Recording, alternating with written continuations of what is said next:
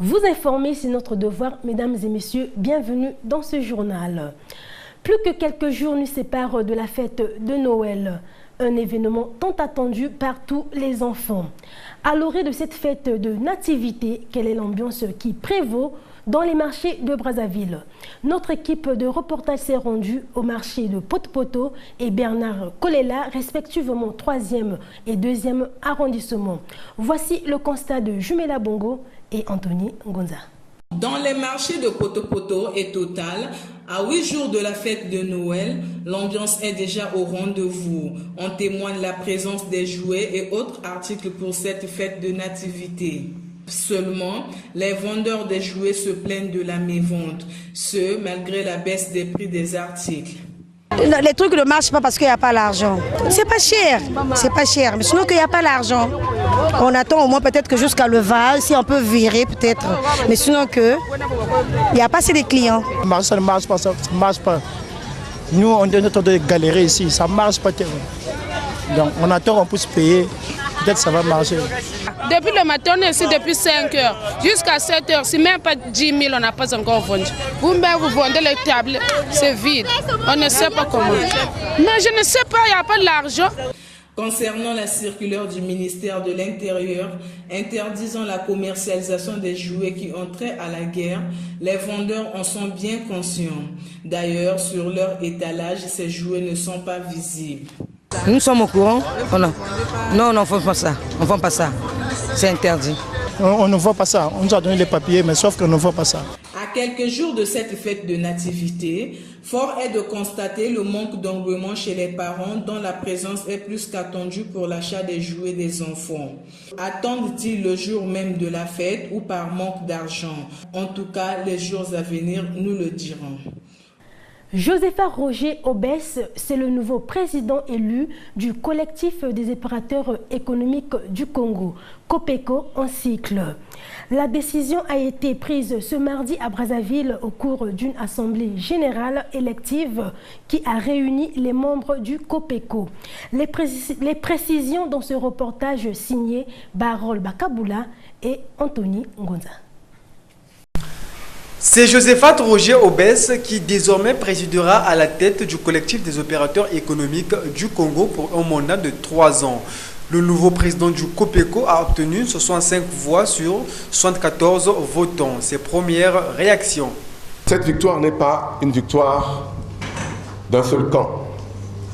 Cette victoire est la victoire de tous les opérateurs économiques. Nous allons nous organiser de la manière suivante. Premièrement, la défense des intérêts des entreprises nationales. Deuxièmement, promouvoir le secteur privé.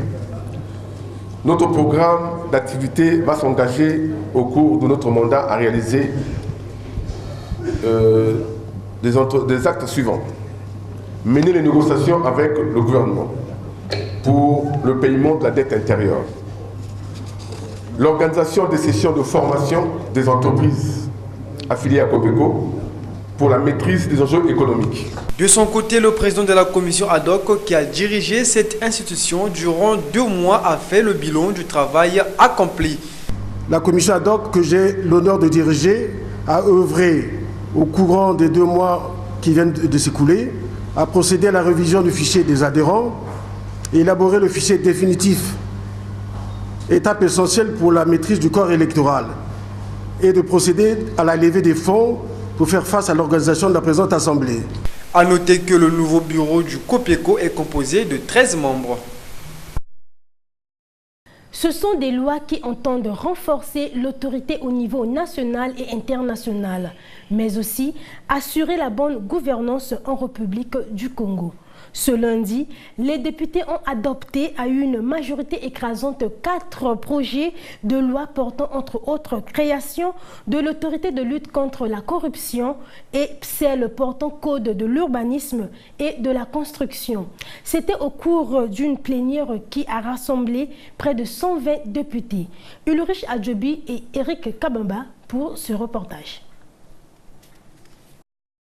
Après son approbation par les membres du gouvernement, le projet de loi portant création de la haute autorité de lutte contre la corruption vient de prendre corps avec cette adoption en 2e lecture par l'Assemblée nationale.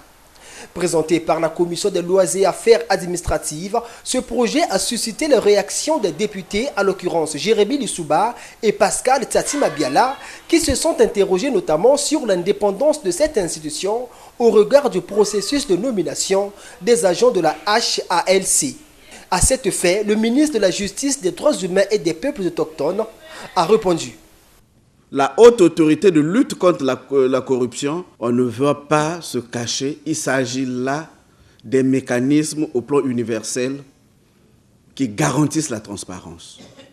Le choix n'est pas porté d'office sur une personne, ça se passe par appel à candidature. C'est-à-dire qu'il y a une publicité. La sélection peut être préparée par le ministère ou plutôt le gouvernement peut choisir de confier toute cette mission à une cellule de passation de marché. Ne nous méfions pas les uns des autres, simplement parce qu'il s'agit d'affirmer la compétence. Ce qu'on recherche par ce procédé, honorable Lissouba, c'est de prendre les meilleurs. Autre projet adopté, celui relatif à l'obligation de déclaration de patrimoine par les citoyens élus ou nommés à une haute fonction publique. Il s'agit du président de la République, des ministres, des directeurs généraux pour ne citer que ceux-là, contraints de déclarer leurs biens dans les 3 mois suivant leur prise de fonction, au risque d'être sanctionnés ainsi qu'en cas de fausse déclaration. Notez que l'Assemblée nationale a enfin validé les projets de loi portant code de l'urbanisme et de la construction, ainsi que celui relatif aux modalités de recours à la coercition et à l'emploi de la force en mer et dans les eaux continentales.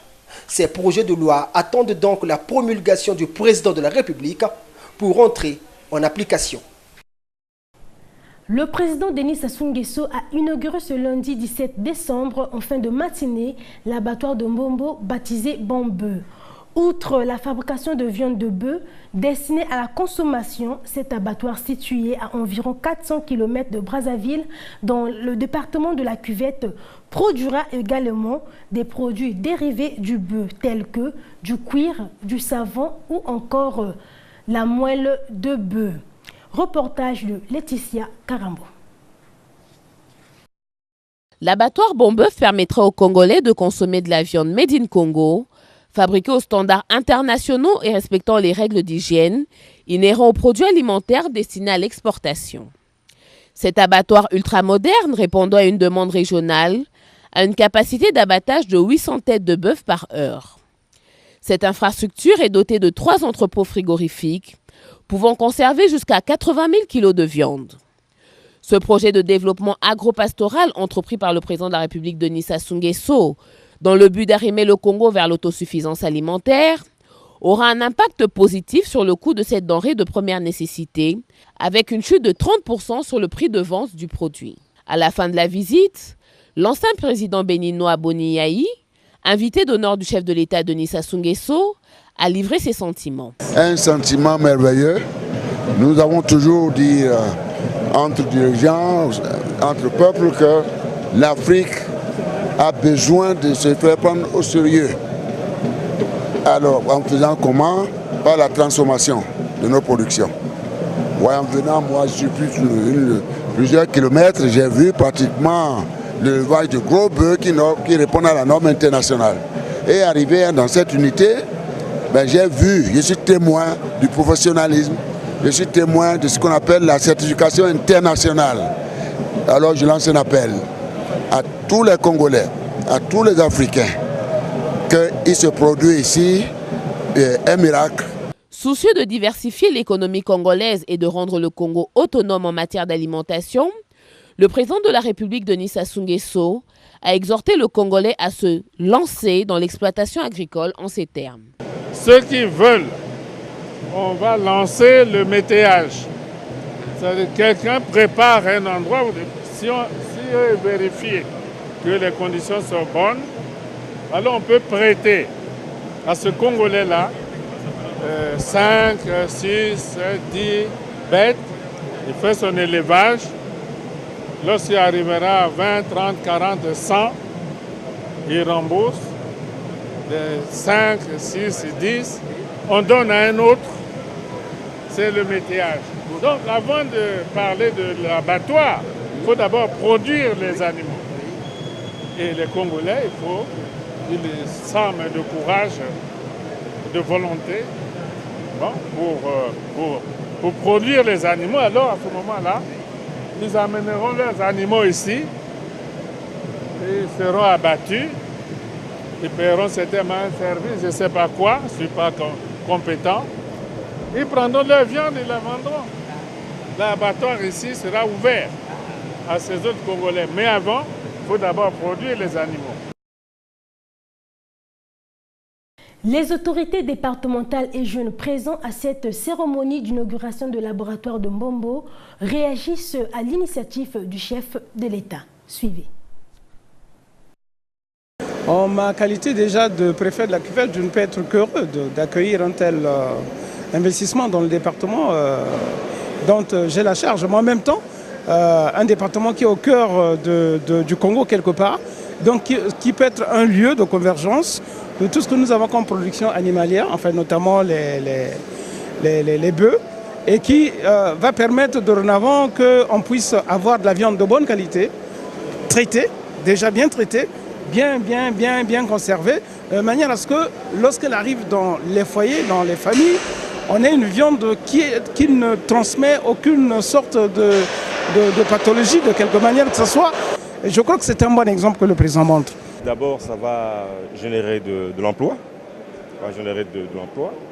Et au moins, je crois qu'avec ça, on aura la viande moins chère sur le terrain et la viande locale.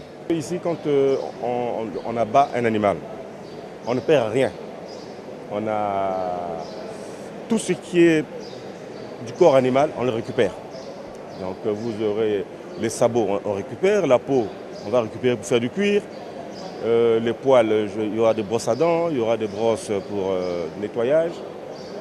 Les sabots, les femmes, on fera des ongles artificiels. Il y aura des cils qu'on va faire avec. On ne perd rien. On n'a jamais vu ça au Congo. Si, on avait des abattoirs, mais des abattoirs traditionnels. Donc là, il est industriel. Je crois que la population est très heureuse. Le sentiment est très agréable. À l'instant T, vous voyez bien que les délégations sont revenues de plusieurs horizons. Nous sommes très ravis. Tous jeunes Congolais, nous sommes sortis de toutes les villes. Vous voyez Brazzaville, Pointe-Noire, tous les ressortissants de tous les départements sont ici présents. Les jeunes Congolais, nous avons travaillé, vous voyez bien ce bisou, ce n'était pas facile. C'est qu'il est vrai, on a fait un travail costaud, très costaud. Ce n'est pas seulement un bijou pour le président de la République, c'est pour tous les Congolais. Nous souhaitons que dans les jours à venir, qu'il puisse avoir d'embauche. Vous voyez bien, on a déjà, ça a déjà commencé. Mais nous n'allons pas terminer là-dessus. On va encore faire beaucoup d'efforts. Je pense que c'est l'un des bijoux en Afrique. Après, si j'ai une bonne mémoire, après le Centrafrique, c'est le Congo-Brazzaville. Mais le Congo-Brazzaville, nous avons fait plus que ça, parce que c'est carrément un moderne. Au Centrafrique, ce n'est pas moderne comme je vois. Et donc, nous sommes très ravis, très contents. Les mots me manquent. Et voilà, bon, aujourd'hui, on va quand même présenter ce bisou au président de la République. Pas seulement à lui, mais à tous les Congolais.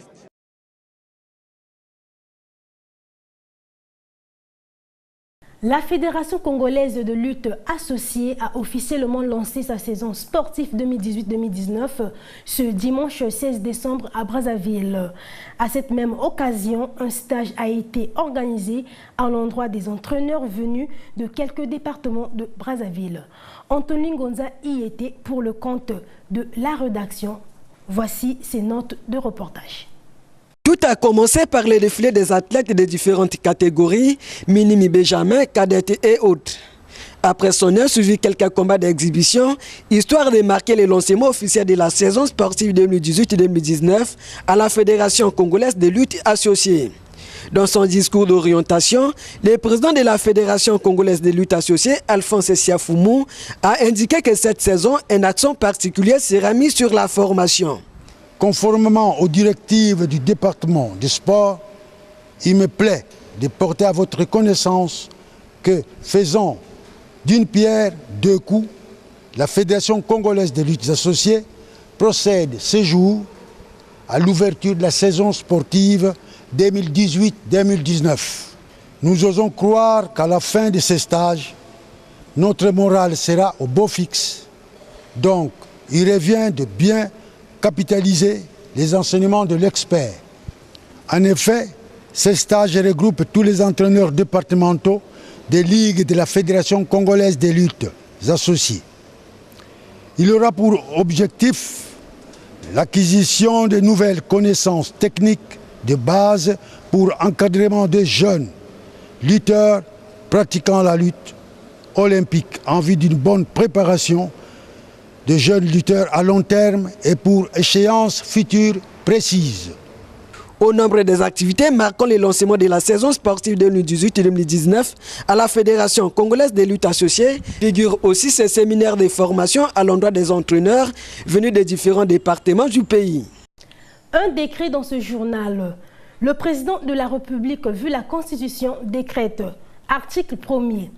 Conformément à l'article 127 de la Constitution, le Parlement réuni en congrès est convoqué le samedi 29 décembre 2018 à 11 h pour le message du président de la République sur l'état de la nation. Article 2. Le présent décret sera enregistré et publié au journal officiel de la République du Congo. 2018-454 fait à Brazzaville le 14 décembre 2018. Denis Sassou Nguesso. C'est la fin de ce journal, mesdames et messieurs. Merci de nous avoir suivis. À très bientôt.